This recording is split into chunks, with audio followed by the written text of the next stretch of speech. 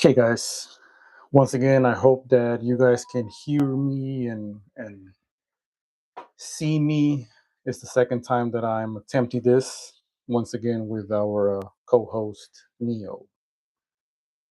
There's still a lot of things that I'm trying to test out. There's ways that I'm trying to improve the live stream, uh, but it takes some time. It takes a while to be able to test these things to see how it can improve the stream. Uh, so just bear with me. Uh, the reason why I'm following up on a second live stream is because I saw that I at least had three questions to kind of try and answer in this live stream. And if during this time there's people who want to ask other questions, then I hope that you do. uh, if it's a friend that knows me or someone that just knows me through YouTube, all questions are welcome. No matter, even if you think they're controversial, no matter even if you think, oh, that might offend someone or he's going to feel bad about it. I think those are the type of questions that we need more on this type of media. It's important to be able to not be scared of any tough questions or to offend people. Uh, there should be a way in which a dialogue is carried out. There should be a way in which we can have a conversation and be able to realize that there's way more that unites us than separates us. Okay, I'm not trying to sound all political or something like that, but it's something that I'm trying out. As you guys know, this is the Lazaro channel. My name is Joseph. Some of you know me as Joe. I try my best to share videos on a bi weekly basis, depending on what's going on in the world, depending uh, what people are talking about, depending on what the world is focused on. Those are the topics that I'm kind of trying to focus on to see if we can expand the dialogue. And also for me to be able to learn. Uh, I don't think, obviously, not one person knows everything. So we should always try and have a conversation, whether it's through a debate format, whether it's through the comments, whether it's through a live stream. I think these things are necessary. So for now, since I remember having three questions, that's what the live stream is going to be about.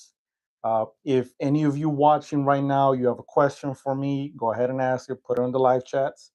As long as I see some sort of activity, as long as I see some sort of interest to this type of format, we'll keep going. You know, it might give some of you something to do Friday nights for about an hour or so, depending how long the live streams go for. Okay. And as always, I'm here with my boy Neo. Look at him. See? Look at him. He's trying to look. Okay. He's cleaning me. That's what he does. That's what Neo does. So the first question that I have, the one that I missed from the previous live stream, was from a dear friend of ours, Jarlene.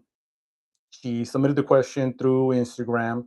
I missed it because I had put the question on Instagram on my phone, and since I use my phone to record, I can't.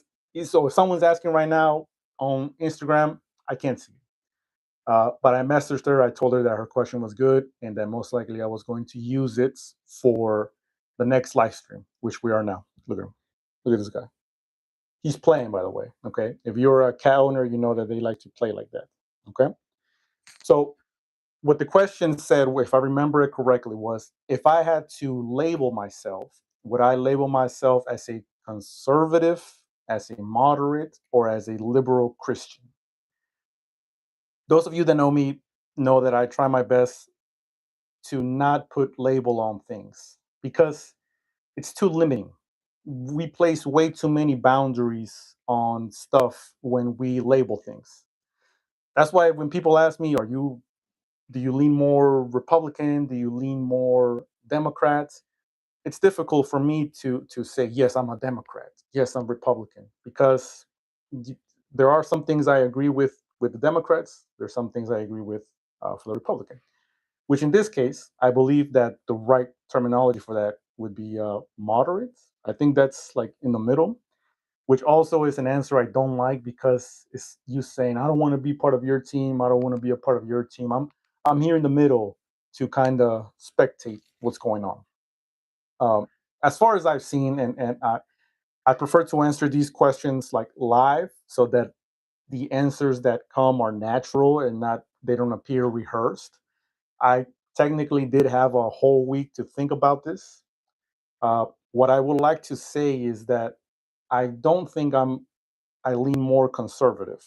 I don't think I'm in a lot of the liberal Christians. They can be a bit too liberal. Uh, there needs to be a balance, right? With a lot of the perspective that we have, there needs to be a balance.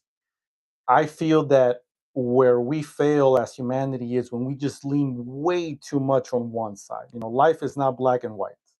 Uh, Life is so complex. It's more gray than black and white. So if I had to label myself as anything, I guess the answer would be more as a moderate Christian. I'm someone that was raised by two people, my parents, who are part of the boomer generation. Uh, that generation, you can say, is the generation, and also both my parents are Peruvians. Okay, so they're part of the boomer generation from the Peruvian side. Uh, you compare that generation to the current generation, it's you can't really do that anymore, right? Uh, I grew up in a very strict household. I joined a church that presented very strict rules. The Adventists know what I'm talking about. Actually, what time is it right now? 6:08 p.m. The sun's already down. I don't think there should be a lot of Adventists watching the stream because according to them, once the sun goes down is the Sabbath. Now you only have to focus on God. You can't be on YouTube watching any sort of thing, you know. So if you're an Adventist, look at this, look at you. You're a rebel, you know, just watching random content during the Sabbath. So I was raised by strict parents overall. I joined a church that was very strict with their rules. So I was able to see and appreciate that side.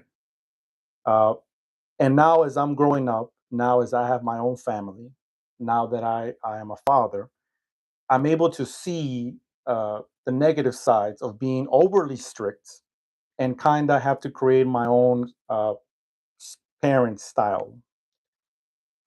I know that I'm trying my best to not make the same mistake my parents did. I know I'm going to make my own mistakes in the long run, right? Now, being part of a strict household, strict religion, uh, because of how that made me feel, is the reason why I wouldn't want to be or be considered a conservative Christian. Conservative Christians focus way too much on the laws and the regulations and what's right and what's wrong. And the Bible says this, so we should do that, right? What do normal conservative Christians say? What are their perspectives when we talk about the LGBTQ community, right? Or it's in the Bible. The Bible says we should do this to them. Yeah, what does the Bible say about this disobedient children? You know, what does the Bible say about people who disrespect their children?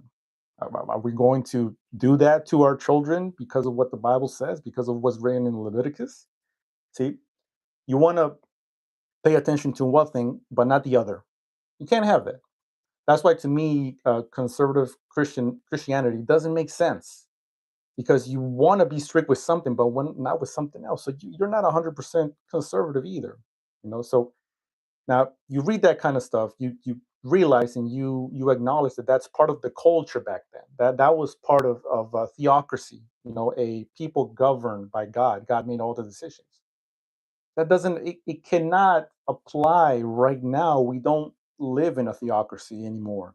So you can't really be a conservative Christian. You know, but now you see the opposite side. You see the liberal Christians, the type of Christians that are apparently just trying to accept everything. Everything. Yeah, we accept you as you are, come as you are, stay as you are. Some say, "Come as you are, be transformed." You see, there's a lot of there's a lot of criticism there too.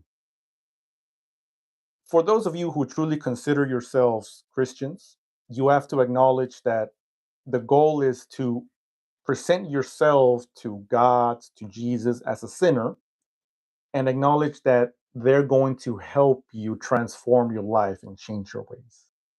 Now, whatever your sin is, that's your own battle. People have different battles, and I can't dictate how another Christian should live out their Christian life. Right. So, in order to not sort of extend this question further, as you asked, Darlene, hopefully you're watching this, or if you watch it later, as you asked if I had to label myself, it'll probably be moderate. I try to keep a balanced lifestyle because I also have to acknowledge that I don't have everything figured out. There's things that I'm already changing as far as my parenting style goes. There's things that I'm already making exceptions of. You know, my baby girl, I try to be not strict, but to be consistent in her discipline in teaching. But sometimes it just doesn't work. Sometimes I try to teach her, and then she just looks at me with those eyes, and I just have to. I can't do nothing. That's my weakness, and it's going to become a bigger weakness in the long run. Eventually, as she grows and learns to talk and communicate with me, right? So that would be my answer for now. I do see that we have a question in the chat from Riza Nem. I think I remember you from the live stream last week. So welcome back. I appreciate you being here, even if you're here for a few seconds or a few minutes. I truly appreciate you taking your time to be here. Your question is: this is more of a general question. What's one piece of advice you wish more young people took seriously? I am 23 and still feel like I have a lot to learn. Uh, I think that a healthy mindset should retain that at all times. The I still have a lot to learn part. We need to remain in a constant state of learning, regardless if you're a 15-year-old, regardless if you're a 40-year-old or a 60-year-old. I believe that the healthy mindset is to be in a constant state of learning, as in always being ready to learn. One of the major flaws that people have when debating is that you go into a debate trying to prove that you are right, trying to prove that you're the one that has it right, and you're going to prove it to the other person and to the world, right? I think that the right type of debate should be: I'm going to present my point first and then listen to what you have to say and see if what you say makes sense. There's so many things in the world right now that I believe I have it right, but then someone else comes and shares their experience and their story, and I say, I that it makes sense. I feel like I want to reject what you're saying, but it makes sense. A quick little story: I remember once working at Gold's Gym. I was working with two friends, and there was this story of this girl who died in a car accident. It was reported that the person was driving fast. And so my first instinct was, if you're going to drive fast, what do you think the consequences are going to be? You know, in other words, and I know how this sounds, and I apologize. She got what she deserved, speeding through the streets. So I mean, what do you think is going to happen? And one of my friends said that doesn't matter. There's a person that just lost their life. There's a father who just lost her daughter. There's a mother who just lost her daughter. And I said, I know. I mean, I know, but like, why would she do it? Like, it doesn't matter. Sympathy should be the most important trait to be displayed right now. Because imagine, would you be the person going to their parents and saying, "You see what happened to your daughter because she was see?" It doesn't make sense. It doesn't make sense. So once I heard that, like I said, my natural instinct was to try and reject it, but it made sense to just logic shouldn't be the first thing to apply in situations like these. So you're 23, I'm 33. So we're 10 years apart. Okay. Uh, I would say my advice is to constantly be open to try and understand the people around you. As you grow up and as you're obviously you're already exposed to social media, you're going to be surrounded by people who agree with you and disagree with you. Your natural instinct is going to be to get closer to the people that you agree with and the people that agree with you. That's why churches are so popular. You go to the same building that people believe in, in the same way, the same rules and stuff like that. And they kind of tell you to stay away from the people that disagree with you. I disagree with that. Okay. We should be open to listening and having conversations and dialogues with the same people that disagree with us. I'll share one thing, and I know specifically my dad doesn't really like it, but I'll tell you one thing right now. I've heard podcasts from atheists because I want to learn, not understand, because I would never understand why a person wouldn't believe in God, but I want to listen to their argument and why they think the way they do. Because I know that one day if I'm having a conversation with another atheist, these same topics are going to be brought up. And depending on how I've developed as a Christian, I'm going to be having a certain type of conversation with them, right? The reason my dad doesn't like this is because he thinks that that's going to make doubt enter into my mind. I think that God is bigger than all that. So I can listen to all the atheists in the world. And I don't think I'm going to allow for doubt to enter my mind and allow for it to govern my mindset. One second.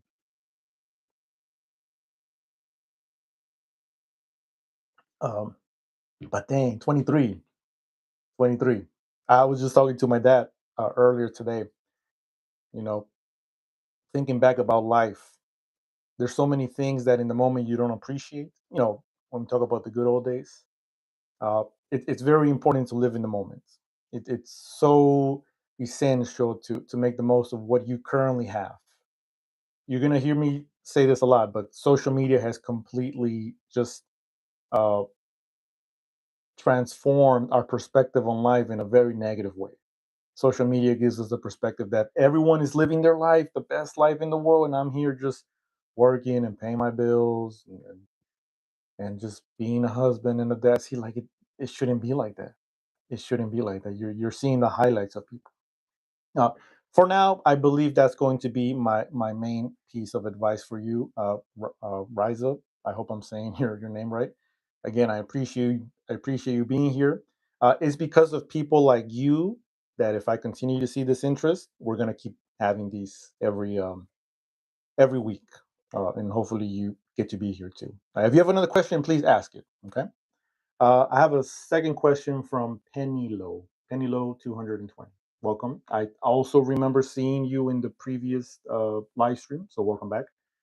Going off parenting style, is there something you remember your parents doing or still do that you won't pass down to your kids? The main one, and the one that I've been very vocal about, is the old school ways of disciplining your kids by hitting them. Now, I'm not going to sit here and give you a sob story of my parents always hit me. Oh my God, I'm so sad. Like, I'm not going to do that. There were times where I misbehaved. There were times when my parents did discipline me physically. And I remember how that made me feel as a child. I remember how helpless I felt because there was a conflict in my mind. The conflict being, these are the people that say they love me, and now they're hitting me. So does this hitting equal love? That was the conflict in my mind when I was, 7, 8, 9 years old. As however that sounds, these were these things that enter my mind, and it was a conflict because I couldn't relate those two things. And As I grew up and I was 13, 14, 15, after that, my parents didn't hit me, but I still had the memories of when it did happen. And that's when I started to think about them more. I also did mention the strictness, more so of my dad. My dad was a very strict person. Uh, he he he believed in the parents being the absolute authority. You know, so it was something that you see the way your parents raise you, and you have to take away the good things and then kind of put the bad things on the side, uh, or just not bring them up at all. You know, uh, I think those are the two main things that I kind of didn't agree with my parents, and something that I intend to do. As I said, there are times when my daughter does something, and I'll give her a little pat, like, okay, come on, come on, come on, you know, uh, but it's nothing physical. And hopefully she'll be able to appreciate that. Now, in my mind, I'm not going to make that mistake, but I'm going to make my own mistakes as a parent. As we know, no parent is perfect, and that's just something that I'm gonna have to learn as I grow up. So, thank you for that question. Actually, that was very good. If you have another one, please ask it. Okay. Would you say, amor, quieres un sandwich? Oh, sí, por favor.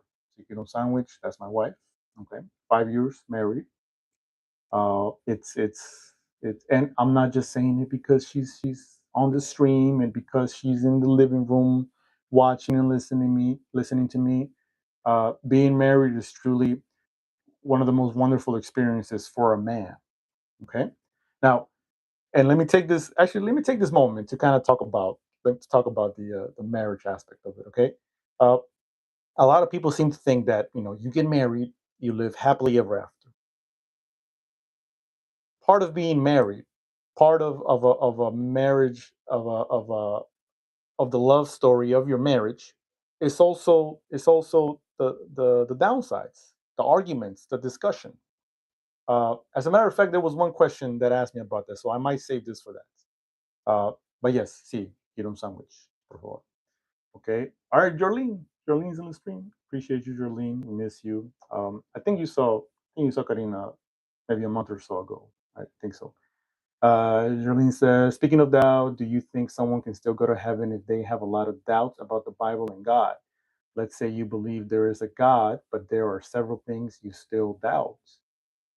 Well, the short answer is yes. The short answer is yes, that you can still go to heaven even if you have doubts. As a matter of fact, I guarantee you that even the most studied pastor in the world has their doubts about something in the Bible. Let me be very straightforward about something. Okay. And this is coming from someone that has studied the Bible not only in the college level, but also at home, and also continue to do so. Okay. Uh, Churches like to pretend that the Bible is a perfect piece of literature with no contradiction, and it was crafted directly from the inspiration that came from God and all of its writers. Okay, from what I have seen and learned, the Bible is more of a project between God and humanity. There have been things that God has decided, there have been things that the people have decided. So you're going to have doubts. If you ever meet a Christian that tells you they have no doubts, they're lying to you. They're pretending in order to appear more godly, in order to appear more Christian. God, this person has no doubt. Oh my God. A lot of pastors like to preach that way. Okay, you and I probably know of a certain pastor that like to preach with very loud manner, say this and that, and Jesus and the Bible, el poder de Jesucristo. You probably know who I'm talking about. Uh, See, I believe that's just a mask. And this is something that we see, and I have seen even when I was part of the church. A lot of these things, people might say, he's speaking against the church because he left it. Okay, I said the same thing in the same voice, I think, in the last live stream. These are things that even I expressed when I was part of the church. And hopefully you remember, okay? As a matter of fact, Jarlene's one of the uh, people that can kind of be as my backup. You know, I don't know if you remember, Jarlene. There was one time when someone asked us on our Friday evening meetings. You remember those in the basement of the church? Man, I just see those are the times I miss. I remember just meeting with you guys and just talking. Like the first 10, 15 minutes we talked, and then okay, guys, let's talk. Those are the times I missed. Okay, like that was like you were it was a meeting between friends. All right. Mm. In one of those meetings, there was one time when someone asked me, I forgot who it was. It was definitely a guy, but there was a time when one of the guys asked me if church was necessary, yeah, for a Christian, if church was necessary for salvation. And I very directly told him the church will tell you yes, but the answer is no. You don't need church as a Christian. You don't need church for salvation. The church likes to pretend that it's that type of essential, but you just don't. You know, the church, and when I say the church, I'm talking about the church leadership. The church likes to pretend like they have everything figured out, like they have all the answers, and to even mention that there's any shadow of doubt in any of the arguments that it's presenting, that is just blasphemous. You cannot for a second express any sort of doubt, or else that is showing your lack of faith. And no one wants to be the Christian in church with a lack of faith. No one wants to be that, because then they start looking at you like, this is the guy that has doubts. This is the girl that says she's not sure about this.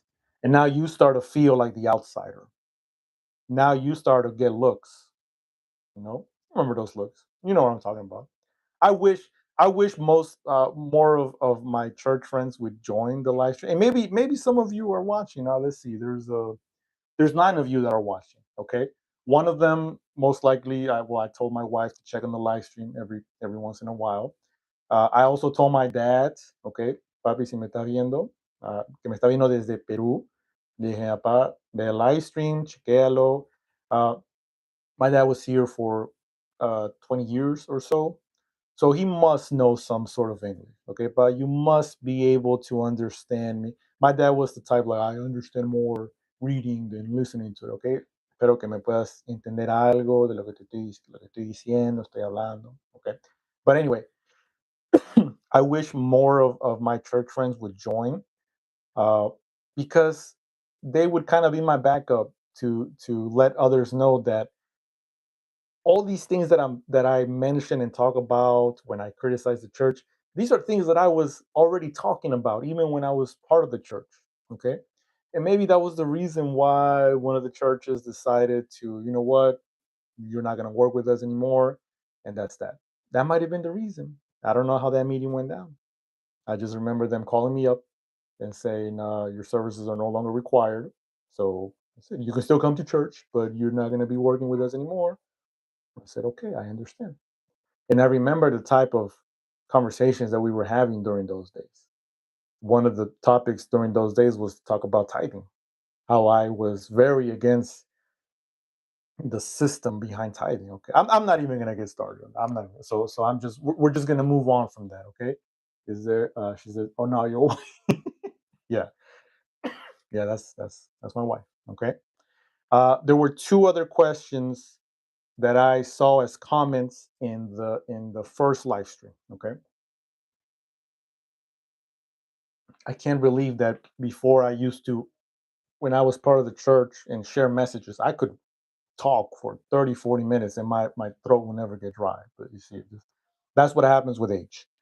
Uh, oh man, let's see. The one of the second questions from the comments was my opinion on modern day pastors. Okay.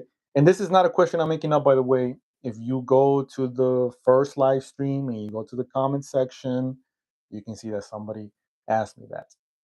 I could have answered it in the comments, but I figure it would be better to leave it for this second live stream. Okay. So this person asked me what my opinion is on modern day pastors. Okay. I feel like with this question, we could be here for another hour. Uh, but I'm not going to do that to you guys. Okay, I'm going to try and be as short as possible, but at the same time, be able to answer the questions. Uh, the first thing to consider about modern day pastors is that they are not biblical whatsoever. Okay, let me say that one more time. Modern day pastors are not biblical whatsoever. You can try and go to the Bible and read all these verses and try to arrange them in such a way so that people can. I see my dad. All about. I see my dad on the chat. Uh, you can try and arrange these verses in a way that try and establish that modern day pastors are biblical, and the way that pastors are pastoring these churches is promoted by the Bible. No, it's not. It's not okay. This is religion. Religion is man made. The system is man made. It's not biblical at all. That's the first thing to kind of establish. That's the first thing to kind of keep in mind about this. Uh, the second thing is are we still okay? We're still live. I have the screen here, so uh, it froze for a second. The second thing to consider with the rise of social media, okay, I feel like pastoring has transformed more into being an influencer than being a pastor, and this this might be more my perspective. Uh, this might be depending on who you ask, but I feel like a lot of pastors nowadays are more about becoming public figures. And this is what I've seen in the pastors that I know in my area. Only uh, I did mention a name last time. I'll mention it again because to me it's criticism, and he's a man, uh, so it should be acceptable. I mentioned one pastor that I see on social media, Jose Cortez. Uh, this man is just you can find him on Instagram. Okay, uh, if you have Instagram, you can search up Jose Cortez. My criticism is nothing against the man itself. I'm sure that you're a good husband, that you're a great dad. I'm sure you're a good pastor too. But the amount of time this man spends to share stuff on social media, I mean, is that what we're paying pastors for? Like, like, dude, like, listen, what you only say? Look, I'm sure he's a good guy.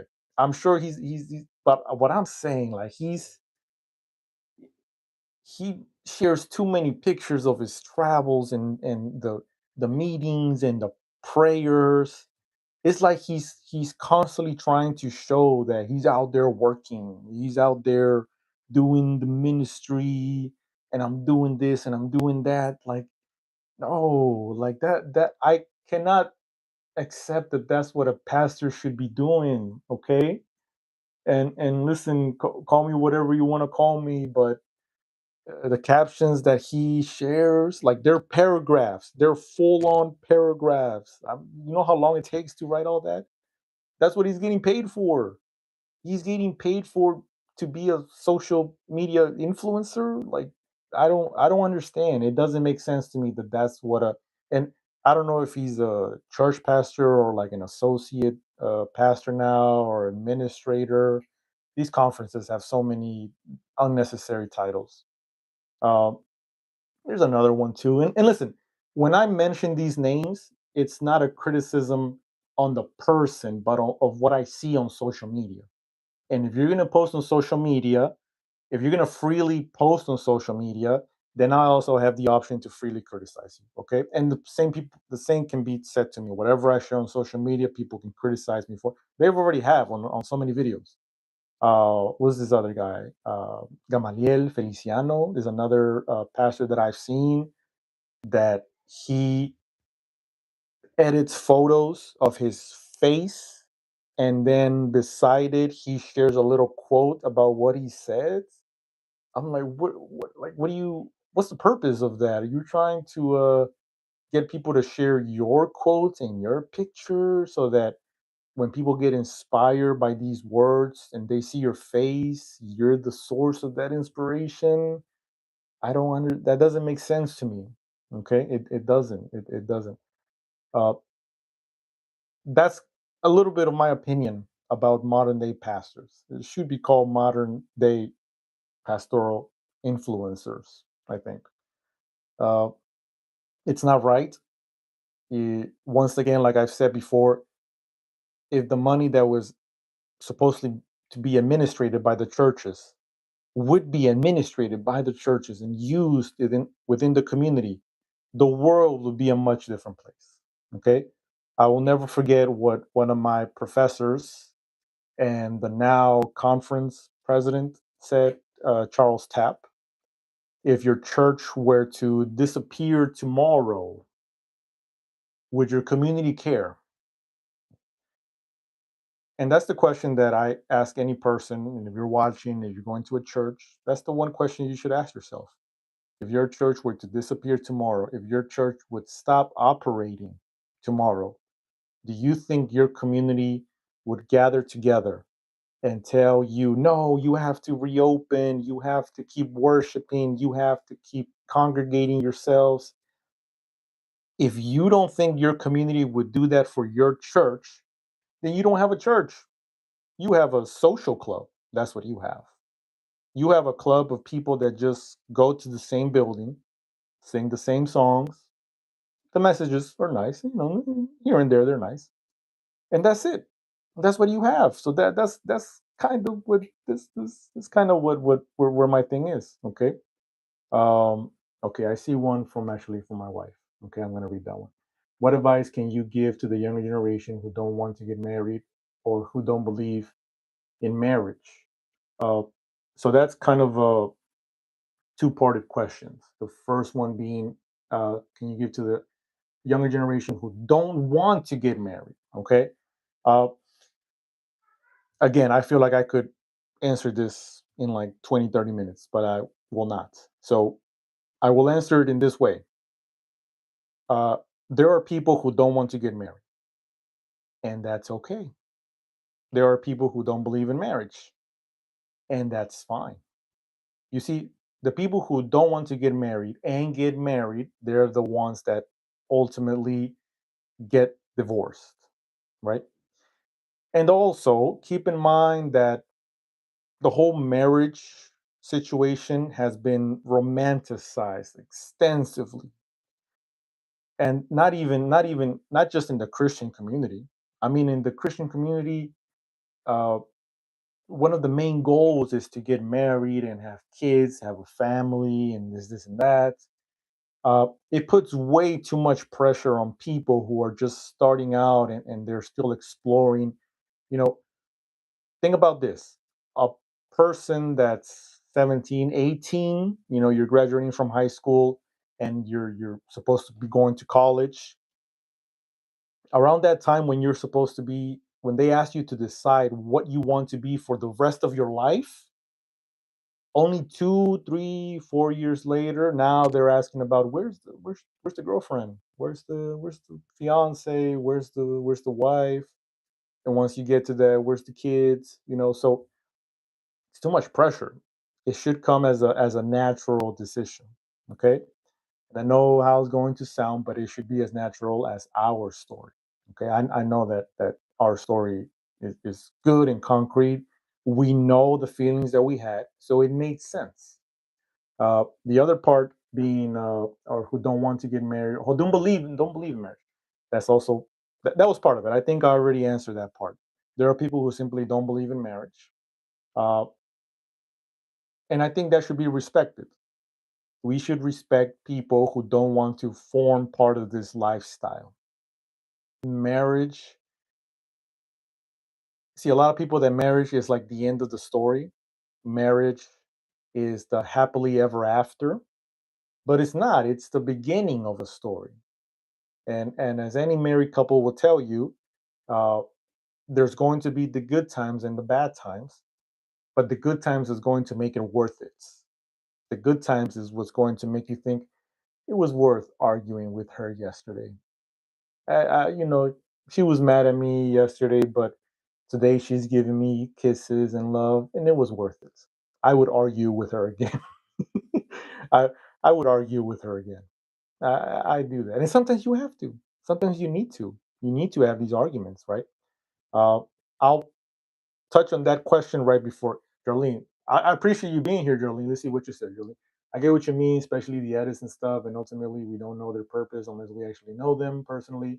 But at least with Cortez, to me, it seems like he just trying to get with the time. Yes, yes. Listen. I've tried my best to make it clear. Um, if he would come out and say, "I'm a Christian influencer," I'm a what other way can you put it? Uh, I'm a Christian social media person. That would be much more fitting to what he's doing on social media. I would have a very difficult time calling him a pastor. He doesn't, I don't know, it just, to me, it doesn't seem pastor like. The verse that says, uh, pray in private, whatever you do in private so that the Lord can bless you in public. Whatever you want to ask of the Lord, go into your room and ask for it privately. I believe a pastor should also do that in their pastoral work. Uh, all the praying that they do, the meetings that they do, all the people he talks to, all of that is very, very nice and very beautiful. But think about it. All those pictures he takes, all this stuff, like he has to go up to them and be like, take a picture for my social media, and that's the part where I don't have anything against him. I'm just saying I wouldn't. That's not pastor like to me, according to what I know about how a Christian pastor should be. That's not. He's more of a Christian influencer, and that's not a bad thing either. That's not a bad to be a Christian influencer. That's not a bad thing. Okay. Uh, so that would kind of be my rebuttal to that. But I appreciate you being active. Okay, I really do. There was one other question, okay, that was asked in the previous live stream, and that might be the final one unless I see one more. Uh, if I see more, I don't mind. I'll just keep answering, okay, but I won't go more than an hour and a half, which I don't believe we're going to do. Uh, the third question from the previous live stream was, what have been the consequences of getting married so fast? Okay. This was shared by Sandra, by the way. Uh, that's one thing that I've talked to about with my wife. Okay. I'll I'll give a quick summary one more time. I'll give one quick summary one more time, just in case it's the first time that you're hearing this. Um,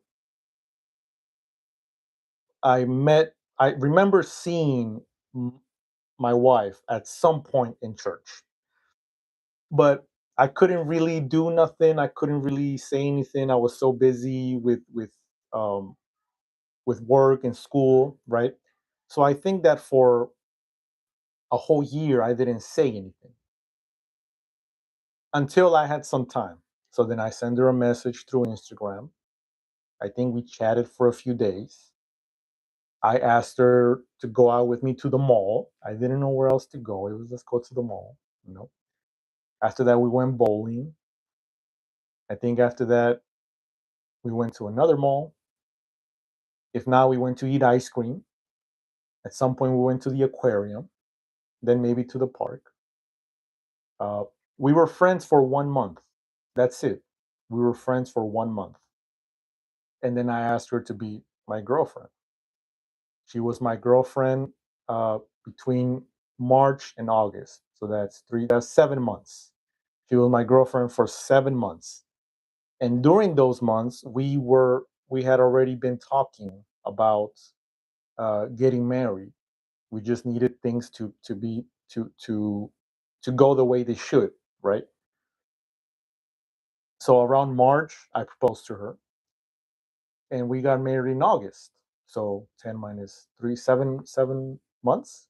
So 7 months, boyfriend and girlfriend, 7 months of being. Am I doing that right?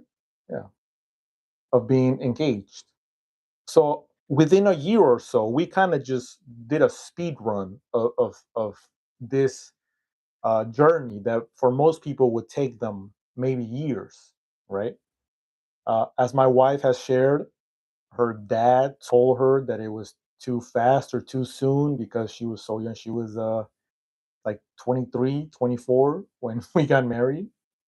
Um, so after we got married, obviously we went on our honeymoon, we went to the beach for a couple of days, we came back and we kind of started our journey together. We started our life together. I at this point cannot remember what our first big argument was about. I can no longer remember. And I think that's a good thing. I think it's a good thing that I don't remember what our first argument was about because that means it was something that we argued about and that's it. It came and went. That's all it was, right? Since then, like every married couple, we've had our discussions and our arguments. Some arguments bigger than others, and there have been times where I've told her that I think that the most beautiful thing about our story was also one of our biggest disadvantages.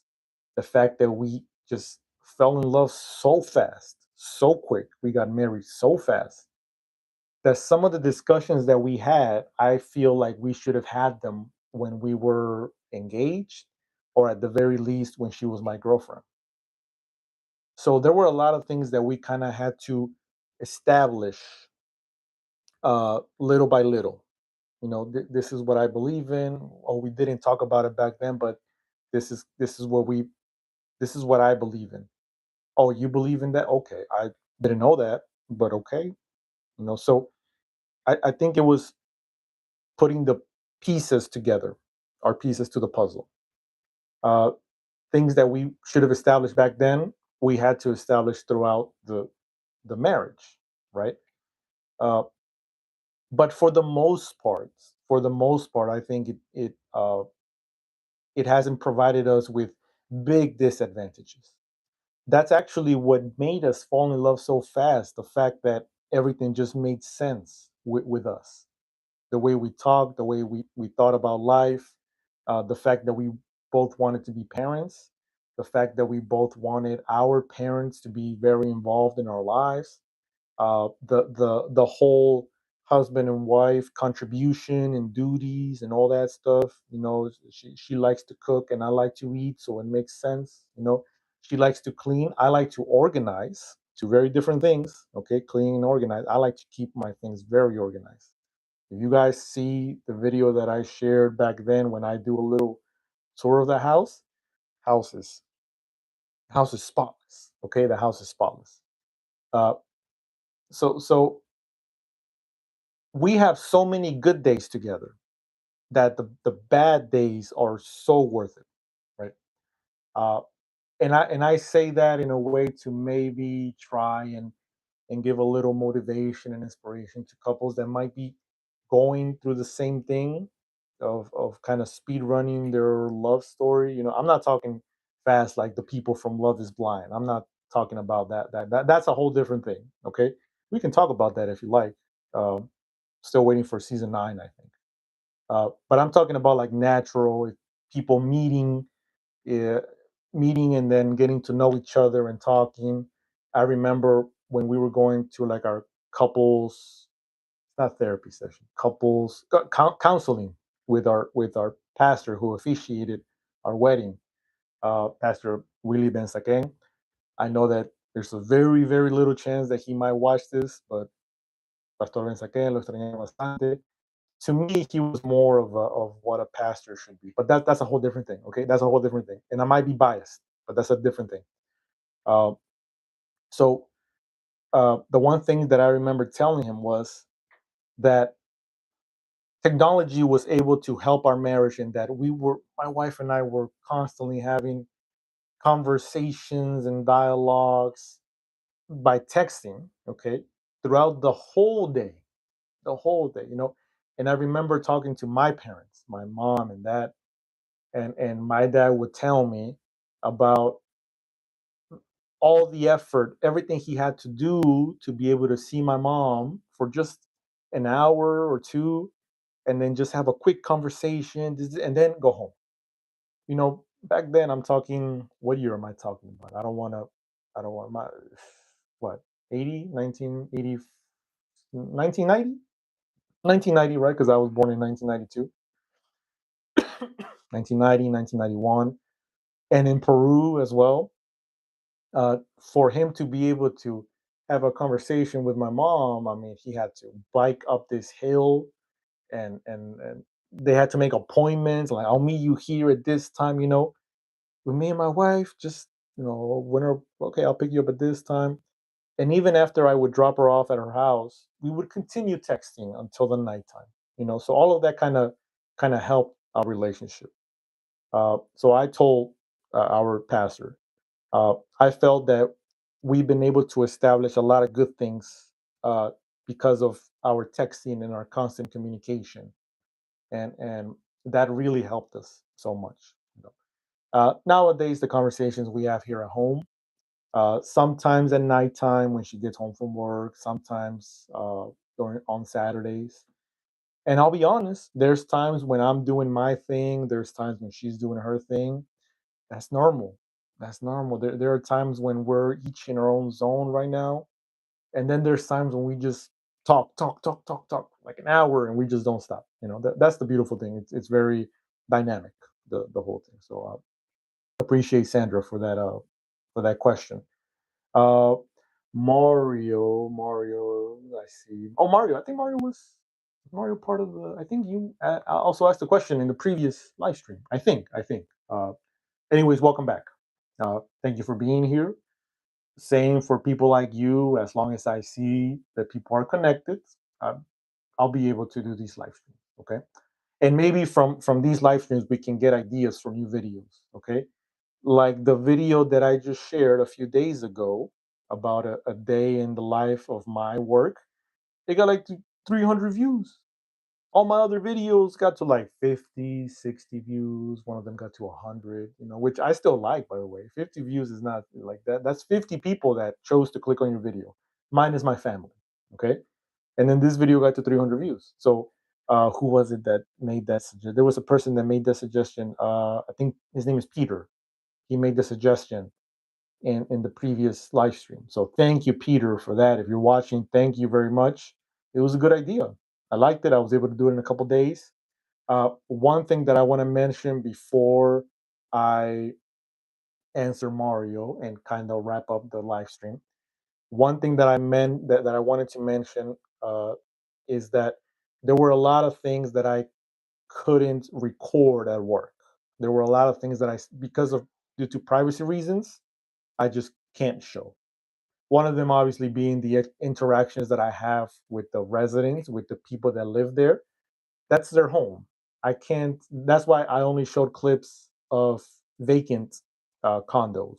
You know, I couldn't show any footage of when I go and talk to residents, when I see them on the hallways and we talk and we joke around. I couldn't. I couldn't show footage of the meetings that we have.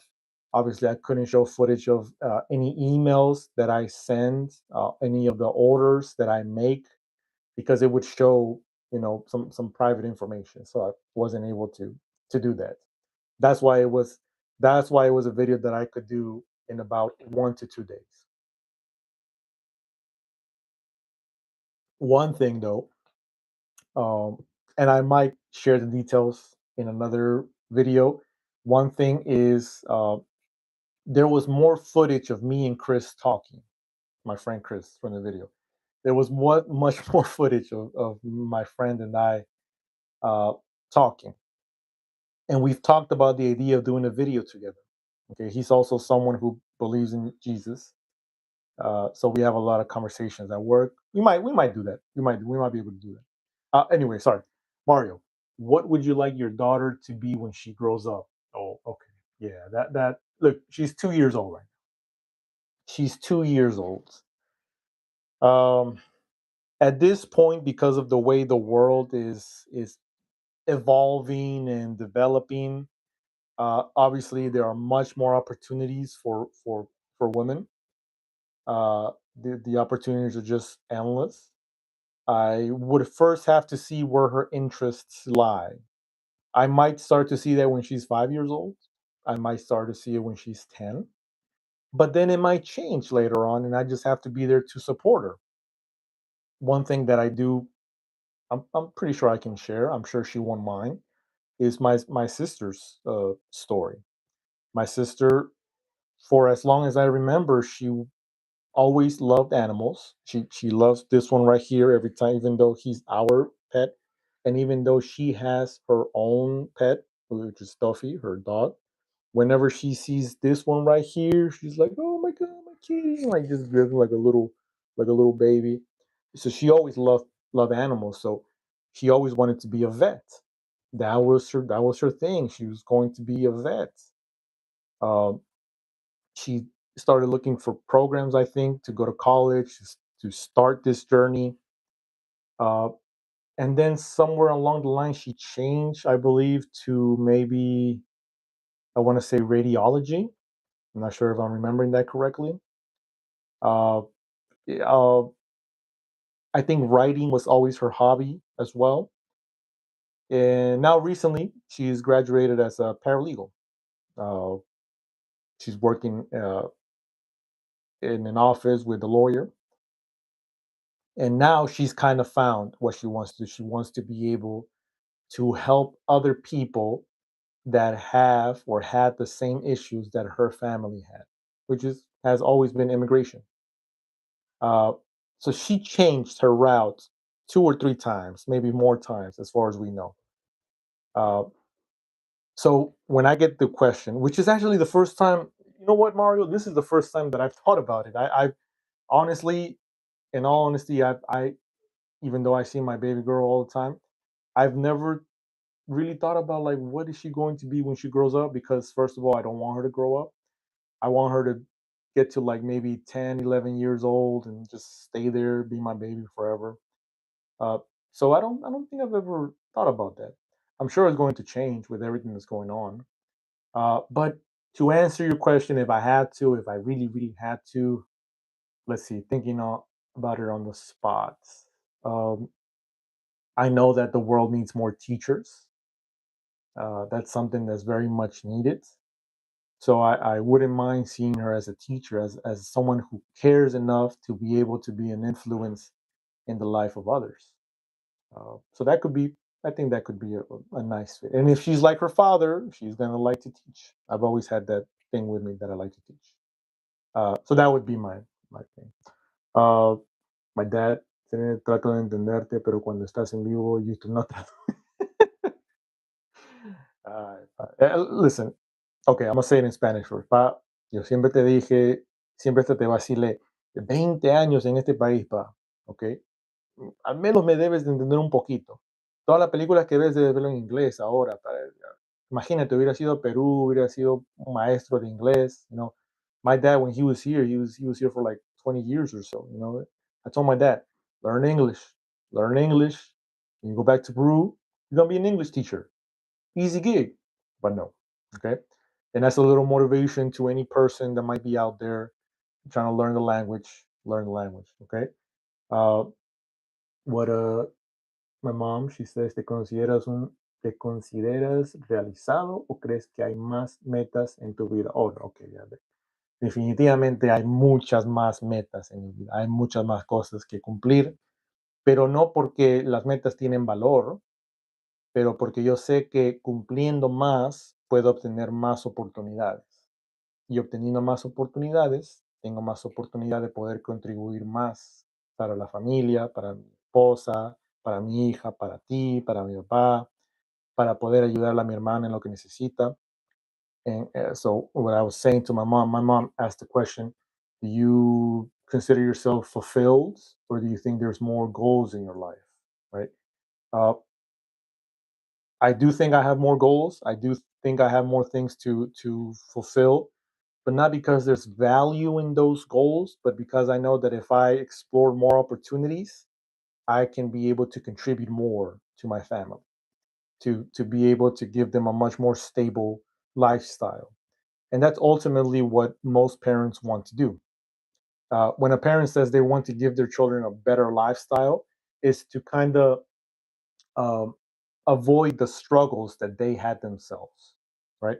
So if you ask me what was my struggle, well, the biggest struggle that I had was simply being an undocumented person living here all these years, right?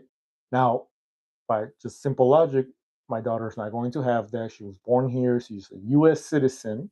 Okay, can you believe that? She's a U.S. citizen. I'm just a resident. So that part is kind of established, right? Uh, for as long as I can remember, apart from the house that we have in Peru, we've always rented. My family was always renting. You know, uh, when I really think about it, and I'm pretty sure my family would agree, I just got my very first room, my own room. All the other rooms that I've had in the past, they weren't really mine because we were always renting in whatever house we were at, in whatever apartment we were at, in whatever basement we were at. We were always renting. So it was never really my room. At 32 years old, now that I'm a homeowner, now I can say it's my room, right? And I say that having faith that God is going to provide and give me the strength and the career to be able to continue paying it off because we all know, I have a mortgage, so there's that whole argument there. But at 32 years old, I can say I I have my room, well, our room with my wife. And at 1 year old, or maybe no less, yeah, no, even before she was born, now my baby girl has her own room. And that's one of, and I'll end it with this. I know that we've been live for a whole hour now, or more than an hour. Okay, the one thing I tell my wife is that I feel much more happy whenever I go into my daughter's room than when I go to my own room. To be able to go into her room, to be able to tell her, you want to play in your room, you want to go, and it's such a sense of pride to be able to say that you've given your daughter a room to play in, to be in. It's such a wonderful feeling. So that part, in that regard, my wife and I have already given our daughter a better life, because when I was 2 years old, I didn't really have a room. As far as I remember, I shared a room with my parents. And even when I came here to the States and we lived with my uncle, we were sharing a room. Uh, whatever house we were at, whatever apartment, it was rented. So it wasn't my daughter is 2 years old and she has her room, right? Uh, this room that we have here, this third room that I'm currently using as a office slash closet area. Who knows whose room this is going to be? We don't know yet. If God gives us enough energy to have a second child, this might be my second child's room, and then we have to move this whole setup to my room. Who knows, right? Uh, but is those small accomplishments that in the long run feel like very big accomplishments. That's where the value truly is, right? Uh, it's such a blessing to have this opportunity to be privileged enough and blessed by God to have this time to sit down and do a random live stream with friends and family, and knowing that my wife is out there with my baby girl, and they're out there doing their own thing.